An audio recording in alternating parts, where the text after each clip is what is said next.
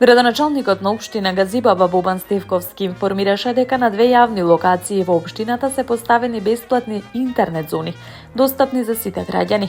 Станува збор за плоштадот Филип II и скверот Коцка во населбата Автокоманда, каде жителите и посетителите одсега ќе можат да користат интернет без надомест директно од јавен простор.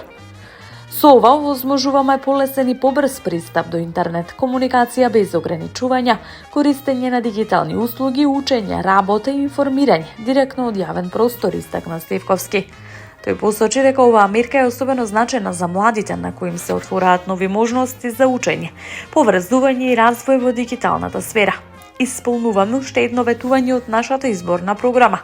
Продолжуваме со реализација на овој проект и во другите населбини со општина Газибаба, додаде градоначалникот. Од општината најавуваат дека поставувањето на бесплатни интернет зони ќе продолжи на други јавни локации со цел подобрување на дигиталната достапност за сите граѓани.